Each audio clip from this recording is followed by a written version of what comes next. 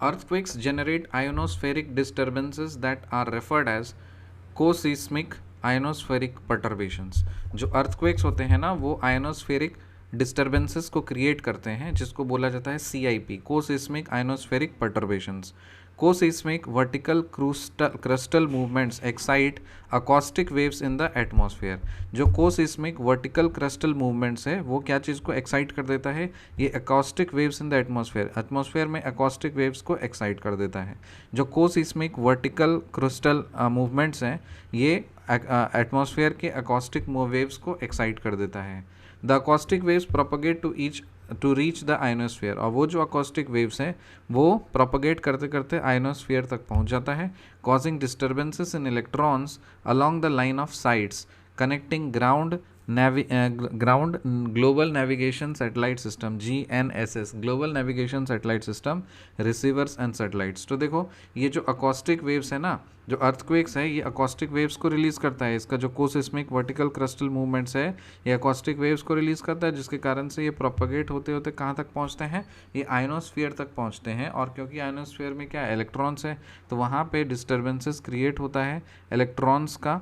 और along the line of sites connecting the ground global navigation satellite system GNSS receivers and satellites. So acoustic waves propagate to reach the ionosphere causing disturbances in electrons along the line of sites connecting ground global navigation satellite system receivers and satellites. तो जो भी आपका GNSS है global navigation satellite system receivers और satellites जो है ये सब डिस्टर्ब हो जाते हैं जो कि इसका लाइन ऑफ साइट्स में आता है. द CIP इसका फुल फॉर्म क्या है?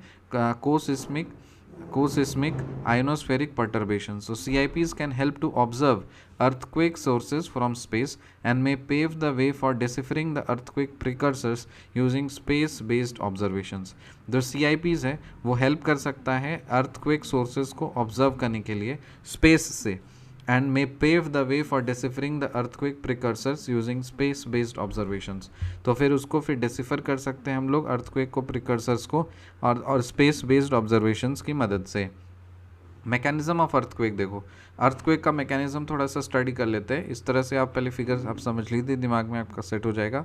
मेंस में अगर होगा तो उस पर हम लोग लिख सकते हैं और अगर पीटी में आया तो उसके लिए हम लोग काम कर सकते हैं. तो ये फिगर इंपॉर्टेंट है. सबसे पहले देखो ये एक आप रेक्टेंगल बनाएंगे इसको 0 से लेकर के 7 तक का स्केलिंग कर देंगे. उसके बाद फिर earthquake happens at time t=0. यहाँ पे अर्थक्वेक एट टाइम t=0 आप कर देंगे. उसके बाद फिर दो यूनिट्स तक आप इसको ऐसे नॉर्मली महीन करके लाइन दिखाएंगे.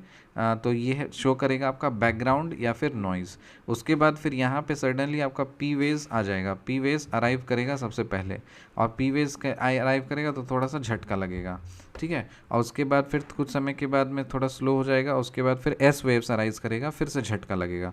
तो ये जो इंटरवल है एस और पी वेव्स के बीच का उसको बोलते हैं SP interval time. So it tells the seismologist how far the earthquake was. So ये जो SP इंटरवल टाइम है ना ये टाइम देख करके सीस्मोलॉजिस्ट हैं वो बताते हैं कितना अर्थक्वेक का टाइमिंग था. और उसके बाद फिर एस वेव्स का काम हो गया. उसके बाद फिर महीन हो जाएगा थोड़ा टाइम के बाद फिर बड़ा सा उछाल आएगा. ठीक है. तो ये सरफेस वेव्स अराइज होगा. तो पी वेव्स अराइज छोटा सा फिर कुछ समय के बाद सेकेंडरी वेव्स अराइज और उसके बाद फिर बड़ा सा सरफेस वेव्स अराइव करेगा. सो ये है मैकेनिज्म ऑफ अर्थक्वेक का. रिकैप करते हैं. Earthquakes generate ionospheric disturbances that are referred as co-seismic ionospheric perturbations. Co-seismic vertical crustal movements excite acoustic waves in the atmosphere.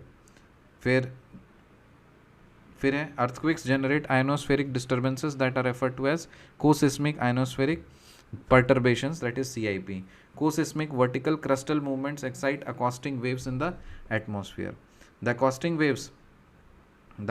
waves propagate to reach the ionosphere causing disturbances in electrons along the line of sights connecting ground global navigation satellite system GNSS receivers and satellites. फिर CIPs can help to observe earthquake sources from space and may pave the way for deciphering the earthquake precursors using space based observations. फिर mechanism of earthquake है, एक rectangle बनाइए, 7 scales में इसको divide कर दीजिए।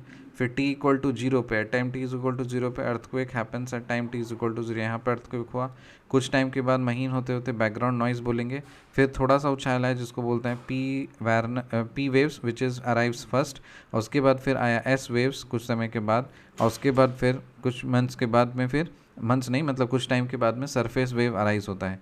तो ये जो इंटरवल टाइम है पी और एस वेव का, उसको बोलते हैं एस पी इंटरवल टाइम, और ये सिस्मोलॉजिस्ट को बताता है कि अर्थक्वेक कितनी देर रहा है। See you in the next video, till then bye.